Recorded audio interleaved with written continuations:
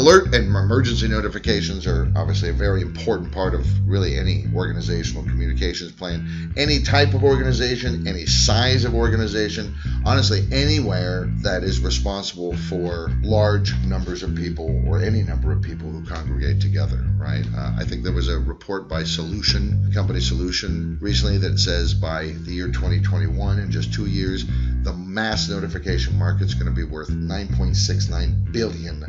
So everybody's getting on board with this stuff. It's not just a good idea. It's becoming an essential element of all of this. Today I'm here with Sean Matthews, President and CEO of Visix. Hi, Sean. Hello, Derek. Thank you for having me. Thank you, Sean, for coming on, and thank you, everybody, for listening.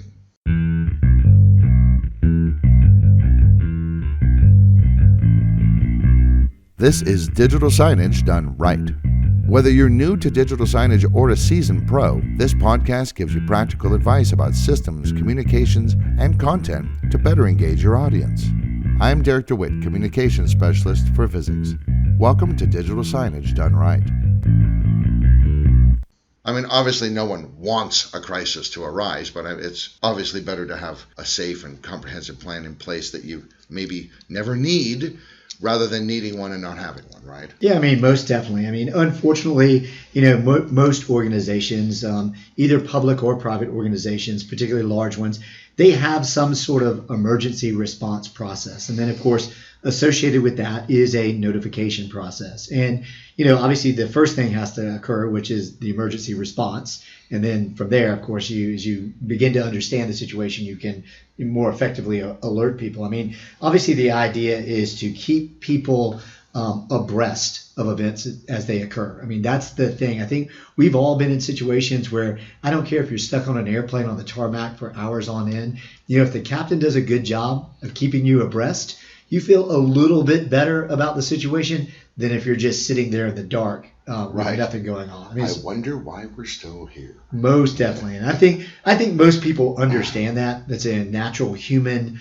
desire to understand what's going on, particularly when it could be have some negative impact on you or even your survival. Digital signage seems to be a pretty useful part of any sort of alert notifications program or plan. I mean, the screens are everywhere, hopefully. Talk a little bit about that. I kind of feel like anybody who has digital signage should absolutely incorporate it into their alert notifications. Yeah, I mean, digital signs, and we could talk about this, for a really long time, but they're just part of the multi-tiered mass notification layer. The most common thing I think people think about these days is, if you're from my generation, you think about the emergency alert service that you would hear on television. That stuff's been around for a long time, the emergency alert system. Of course, in the post 9/11 world, obviously a lot of things have changed, and FEMA, the Department of Homeland Security, has their own high layer technology, which is called I-PAWS. And then there are other technologies that fall below that. But, there are a lot of different systems out there for keeping people abreast of what's going on. And, I think it's an important element of dealing with emergency situations for sure. If someone is using a digital signage system that whatever the version they have doesn't have alert capabilities, I think they should obviously contact the vendor and see how they can get those integrated. And you mentioned public organizations. I think they're compelled to have some kind of an alert notification system. And I know obviously it saves lives, but you can actually, I think it can save time and money as well. I mean, you mentioned FEMA, there are some opportunities out there for funding, I think, right? Yeah, I mean, there are a fair number of opportunities in terms of funding these types of things. And again, you could be a public entity or even a private entity that is responsible for a lot of people being on site. So think about sports venues, very large entertainment venues, which might be really entire cities almost, if you think about the types of entertainment venues I'm speaking of. But there are a lot of monies associated with this in terms of Homeland Security grant programs. The state Homeland Security program at certain points has given as much as $350 million out in any given fiscal year to help alert notification. The Urban Areas Security Initiative is another. Operation Stone Garden is another one. And even the U.S. Department of Education has its own programs. And depending on the year, they've given nearly $10 million a year to higher education institutions for emergency management plans. So it's big money out there that you noted even early on that a lot of people are getting into this business. It's really for an important purpose, right? I mean, you think about, what goes on in the world, and people don't want to talk about those situations, but they do happen. They happen often here in the United States. But it's not even just those man-made situations too. There's a lot of natural disasters that occur in the form of fire, in the form of tornadoes, and certainly earthquakes, floods. All of those types of things. A lot of natural disasters occur that people need advance notice. Particularly those who are left behind for some reason or were not aware of this impending thing. And digital signs just become another layer, given their physical size and ability to convey a lot of information in big letters and visuals, in important parts of the in the physical property that you may be on. Mobile text notifications just aren't enough. That's correct. Yeah. You might almost make the argument that this is, in many ways, the most important way to use digital signage, because the stakes are way higher. Yeah, it'd be great if everybody went to the dean's address, but nothing bad happens if that doesn't work out or the muffin sale falls short of its goals or something like that. But in a situation like this, you're talking about injury or worse. So this, in many ways, is the most important thing that you can use your digital signage for. And I think it's important because it's got to be smooth. It's got to be fast. You've got to be reacting as quickly as events unfold. You've got to get information out there as close to real time as humanly possible. And you've got to have a plan in place so that when people's emotions run high, they can kind of go, oh, okay, right, this is what we're supposed to do. And even automate these things as much as possible. I mean, how do you plan out a system like this? When you think about systems like this, again, I mentioned this earlier, it's part of a multi-tiered approach to communication. So you think about the popular tiers at the top of the stack, or text messaging, SMS is very popular. You think about loudspeakers on college campuses or even in parks, email messages. But digital displays are probably the number 4 or 5 most accessible vehicle for delivering this type of information. Sure. So when you think about building infrastructure for that, you're thinking about how you design the alerts in advance. What do they look like? What do they say? How are they triggered? Should you color code the alerts? So maybe everything that's red is fire related, everything that's blue is water related, or in some way, shape, or form, right?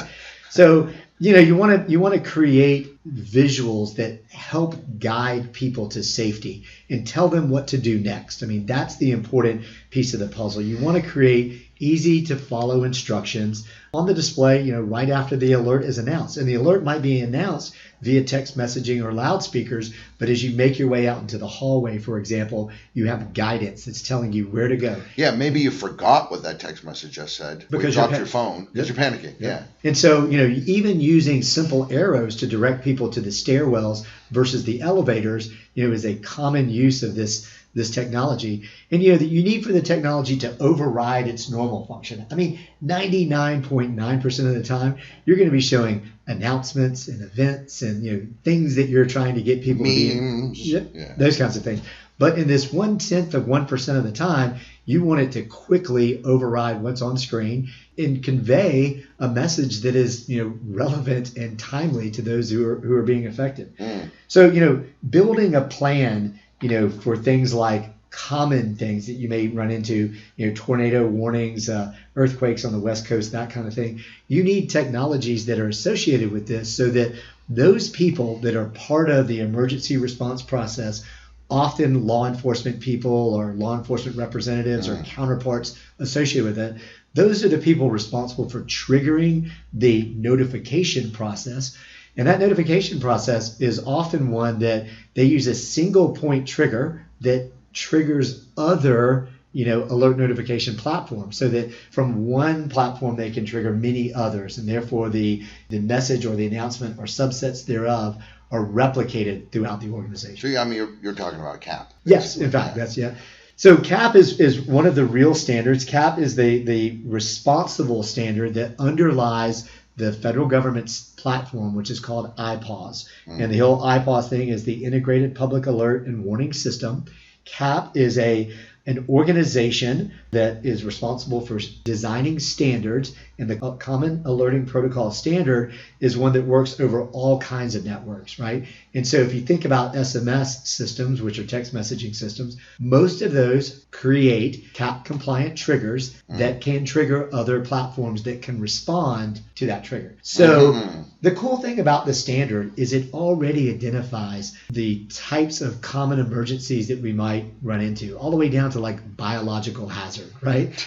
And so you can create messages in advance and or instructions in advance so that when the biological hazard trigger occurs, the instructions are already predefined. Right, you've already done this work ahead of time when everything was nice and safe, and suddenly the airborne toxic event notice goes up. I mean, it could conceivably be that, yeah, there might be something so outside of the box that you have to type it in to the system somehow, like, hey, guess what? The aliens are here and they're not friendly. But very likely that's not going to happen.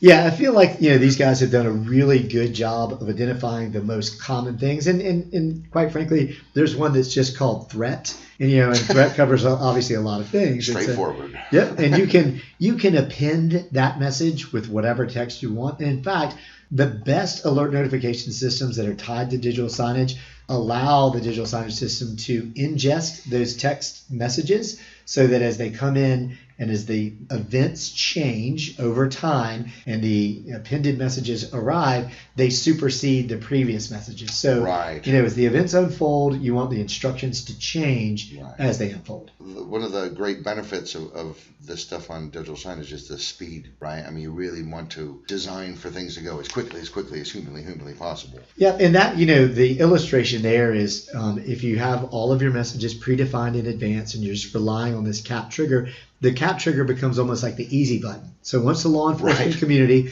makes the decision to start that notification process, they go to one source, which is easy to use. It's not a complicated interface. And then that trigger causes all of these other platforms to go into their mode of operation in terms of initiating a mass notification. Make sure it's a really easy to read font. Make sure the instructions are as clear but as short as possible to get across all of the information. No one is going to, as they're running past a TV on a wall that has stuff, no one's going to go, hold on a second, let me take a look and read it, all 5 sentences here. But also if it just says, run with an arrow, I don't know how helpful that will be. What do I do when I get to the end of the corridor, right?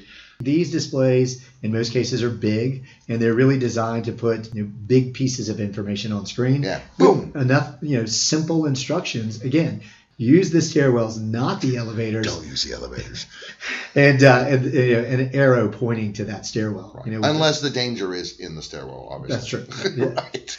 Warning, do not use stairwells. Monster. It's also useful, not just as an emergency unfolds. Like you said, it can adjust what's up on the displays as events change, as the emergency sort of progresses and eventually peters out and everything's fine again. Post-event recovery can also be a part of this, right? Talk about that, how you can use that to kind of interface with the community and get back up and running. Yeah, I mean, after the event is over and all said and done, you want people to feel safe and understand that the entire situation is safe, that emergency responders are on site, whatever other crews of people are there, you want them to understand that, hey, we already have a plan for recovery. In fact, these are our steps in the recovery process. You can even use the signs to help convey where you are in that recovery process and what's coming next, so that people really get the sense that you're in charge, you understand what's going on, and this is how we're going to recover from what just happened. Right. And it's a good tool for that because, again, you can incorporate visual elements that you can't do just in a text message. Yeah, and I think giving some details like that is good. I mean, we've talked in other podcasts about how transparency is very important, especially to millennials. But also, when you were in the middle of something, oh my gosh, there's a fire, for example. It's in my wing, out I go, all my stuff's in there, boom. And one way that you will handle that stress and try and make sense of it and create a context in which you can be calm is to have details and information. So feeding that to people can help them in their own personal recovery as well as letting the community know, hey guys, we got this, we're okay. But obviously it's only part of the puzzle. Digital signage alone wouldn't be enough. Right. I mean, digital signage by itself, it's not a life safety platform. I mean, it's, really, you can't equate instructions or notices to the effectiveness of, let's say, a sprinkler system in a building that's on fire. I mean, it's not that level of life safety, but it's a good tool for conveying where to go and what to do next. It's a lot of information, and obviously when we're talking to crisis communications plans, we want things to be very, very clear. So in that spirit, let's just kind of go through like the 7 steps basically to creating crisis communications plan. The number one thing is you need a plan that starts at the top, right? There has to be buy-in from the very top. This is not a bottom-up, strategy. This is a team of people that are concerned about the well-being of everyone that's in the organization. And so it has to start at the top with an emergency response process, and then associated with that is a notification process. This is not something you want to crowdsource. No, It is definitely not. And it's not something you're just going to find on the internet. I mean, this takes, involvement from a lot of different parties to ensure that it's going to work. You want to keep it simple, right? That's the next thing. You want to keep it simple so that when the event unfolds, there are tools and resources to trigger the appropriate mass notification layers, and you want the guidance and instruction to be simple. And you want it to reinforce the other vehicles that are also delivering information to those affected by whatever it may be. The next thing, of course, you want to deal with is role-playing and testing. So we run into these things all the time. They test it one time in a small subset. And unfortunately, people do this even with SMS testing. So, they send messages to a subset of the mass notification group, and it's just, say, administrators on a team or whatever. Right. But yet... Who knew it was coming? That's correct. Who knew it was coming? But instead, what you should really consider is announcing in advance that this Thursday we're going to conduct a test at approximately 4 p.m. Because the reality is you might have a college campus with 36,000 students, another 10,000 professors and administrators on there, plus visitors and others. So you have this major, major population that could be affected by this test, because it might not just be SMS. It could be digital signs. It could be loudspeakers, emails. It could be all kinds of website announcements. So testing is key and important because you want to make sure it's going to work. Of course, you want it to be fast. You want it to be responsive. You want to make sure that there's no lag in the displays and they are immediately ingesting this information and transforming the message on the screen to affect the population that might be impacted by this situation. Right, as events unfold. That's correct. Yeah. You obviously want to cover all your bases. That's certainly you want to make sure that not only do you announce to people on campus, but you announce to the community at large, so there's no rumors that occur after this test, for example. But you want to make sure that everyone is involved, not only in the emergency response process, but also the notification process. So cover everything. Anybody that could be affected, you want them to be aware of what's going on. Of course, you have to consider the communication methods that you're using and the types of information that you're delivering over those various mediums, because you can put a lot on a web page, you can put a lot in an email message. It gets less, on a cell phone or some other mobile device. Text, yeah. Yep, it becomes less in Twitter. Yeah. Right? And so you've got to think about... And frankly, the digital signs even less. That's correct, because it could be limited to simple instructions, as we alluded to earlier, with some arrows pointing you in the right direction. And that's it. I mean, it almost makes me think that digital signage messages are like 10% information, 90% call to action. That's correct. Yeah, it really is. And then the last thing you want to do is think about the future. I mean, you're going to expand this technology. You might incorporate other multi-tiered elements in the mass notification, stratum, I guess, of that sort of thing. So sure. You want to make sure that you've thought about the future, because these technologies are going to evolve. You might want to incorporate more social media or less, depending on how the population in your environment deals with social media. So the one thing you really want to consider is you can't future-proof everything, but you can certainly consider what's going to happen in the future and how it might affect your notification strategy. Yeah, be as prepared as you possibly can and constantly updating, reevaluating, testing. Yep. And I think when you test, it should be as real world as possible. That's correct, yes. Don't put up test. Right. Make it look real. It can look real with maybe test at the bottom. This is just a test. All right. Thank you for talking to us, Mr. Matthews. All right. Enjoyed being here. Thank you. All right. And thank you, everybody, for listening. Hey, want more free stuff? Then head to the resources section of Visix.com for free masterclass guides, blogs, videos, and more to help you with your digital signs. Please share, subscribe, and leave a review of this episode and connect with us on social media.